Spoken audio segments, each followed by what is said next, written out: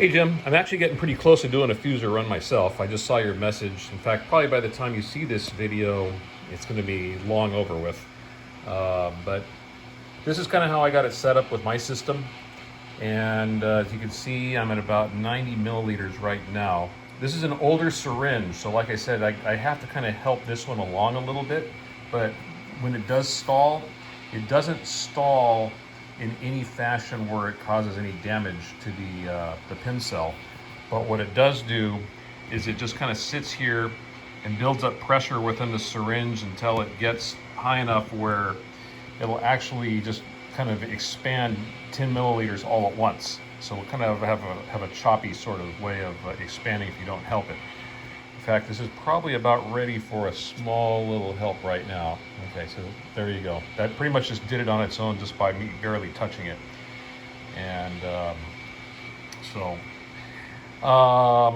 let's see. I'm kind of putting the cart before the horse, but I'm starting kind of backwards.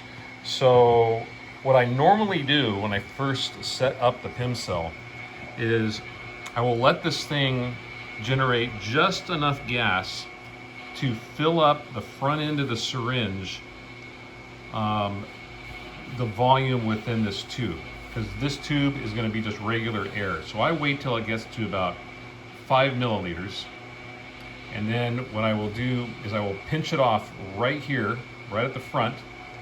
I will then disconnect the tube with it pinched off. I will purge all of that contaminated deuterium air mix out. I'll reconnect this tube, and then I'll have a more pure product than what I started out with.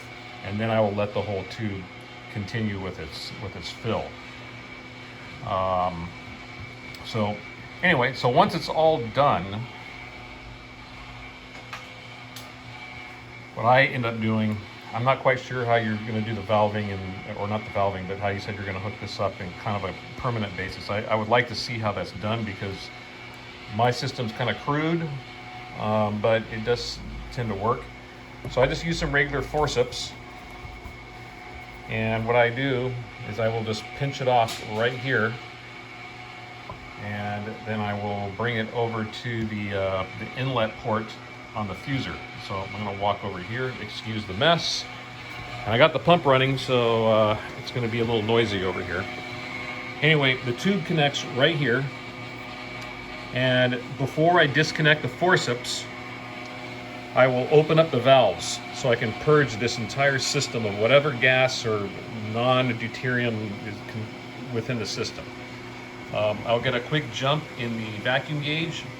I'll let that settle back down to the sub-micron level, and then I will slowly let valve in a little bit of gas from the tube, usually about 5 milliliters worth, but enough to backfill the chamber. Once that's done, I valve it back off, and then what I do is I go to the gate valve on the diffusion pump, and I will throttle it off. In my case, I got to throttle it off probably about 96%. Otherwise, it just slurps up all the gas, and then this syringe is used up in like no time. So once that part is done, I will start letting the gas in with the 2 needle valves until, in my case, I usually need about 37 millitorr of deuterium pressure within the chamber. Once I'm at about 37 millitorr, I can fire up the fuser, and it'll instantaneously start cranking out the neutrons from that point forward. Then it's just a matter of, as you know, driving the fuser until you can get the numbers up to where you want them. And but anyway, essentially that's the quick version of how I use the deuterium syringe and the PEM cell, and how I kind of hook it up. Hope this helps.